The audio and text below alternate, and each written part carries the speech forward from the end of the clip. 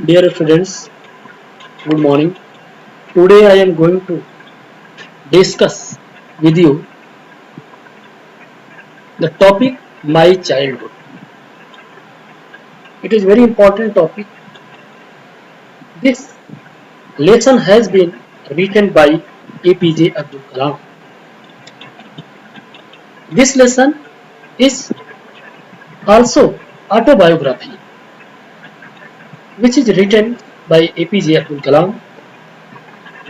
The writer of this story is Abul Pakir Jalaluddin Abdul Kalam was born on 15th of October 1931 to a Tamil Muslim family in the pilgrimage center of Rameswaram on Pamban Island, then in the Madras Presidency and now in the state of Tamil Nadu.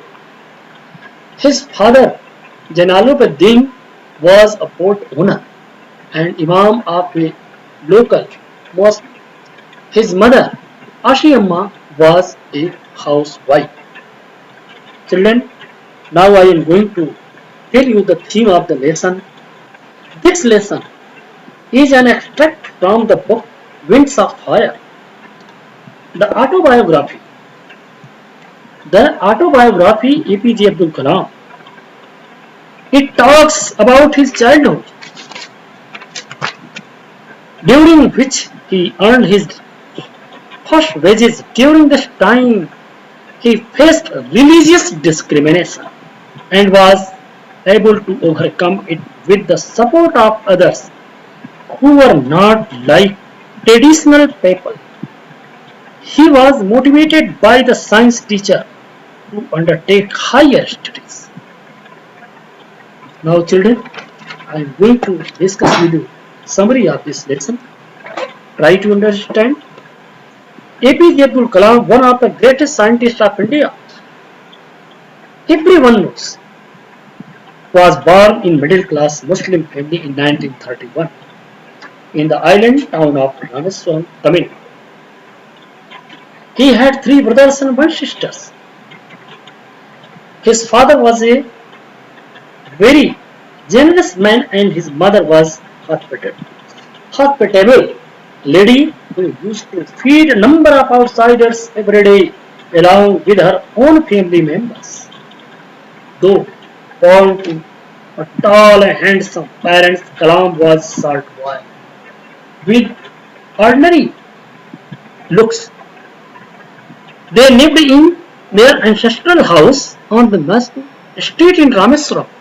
His father always believed in austerity but provided all necessities to his children.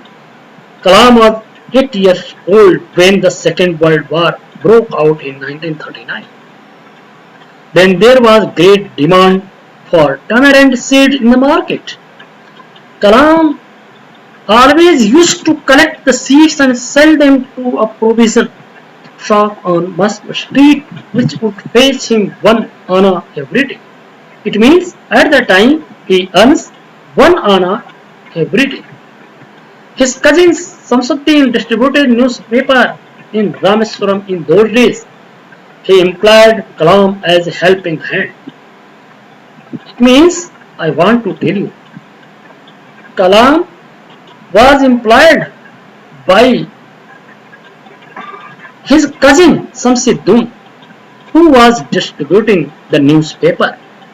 Those days, Kalam was a helping hand and thus made him able to earn his first wages. Kalam inherited honesty and self-discipline from his father. Children, it is very important for all. Everyone also gets self-discipline from his father, and something I also we get from our mother, and also he got from his mother. It means Kalam inherited honesty and self-discipline from his father and from his mother. He inherited faith in goodness and deep kindness from his mother. he got faith in goodness and deep kindness. He had three close friends in his childhood. The name of his close friends are Ramananda Shastri, the son of the high priest of the Rameswaram temple, Arvindan and Shiv Prakashan. All these boys were from Orthodox Brahmin families, but they never felt any difference among themselves. Kalam families took part in Hindu families. Sorry. Kalam family took part in Hindu festivals. They used to arrange boats for carrying idols of the Lord from the temple to the marriage site. His mother and grandmother used to tell stories from the Ramayana and from the life of the Prophet to the children at bedtime. Kalam was in the fifth standard when a new teacher came to his class. What happened, children? Please, you now you can see. Whenever new teacher came in his class, what happened? The teacher felt uncomfortable to see a Muslim boy sitting in front of row with a Hindu's parish son. He immediately ordered Kalam to go and sit on the back bench. He immediately ordered Kalam to go and sit on the back bench. Both the friends became very sad. Both the friends became very sad. They were not happy. They told their parents about the incidents. Ramananda's father did not let it go. He immediately summoned the teacher and told him that he should behave like a teacher and should not spread the poison of social inequality and communal hatred in the minds of the young children. He told the teacher to either apologize or quit the school and island. This made the teacher realize his mistake. After that, the teacher realized his mistake. He apologized and reformed himself. Kalam's science teacher, Shiv Subramanya Iyer, was a great inspirational force for him. He did not believe in the age-old social barriers because they were based on caste feelings and inequality. He wanted to break these barriers to bring the society on the path of progress. Once he invited Kalam to home for a meal. His conservative wife got horrified and refused to serve a Muslim boy in her kitchen. Shiva Subramanya Iyer did not get upset at all. Neither did he get angry with his wife. Rather, he served Kalam with his own hands and sat beside him to eat his meal. His wife watched all this from a distance. His wife was watching all this from a distance. Next weekend, when he again invited Kalam to his home to have dinner, his wife took him inside her kitchen and served him food with her own hands.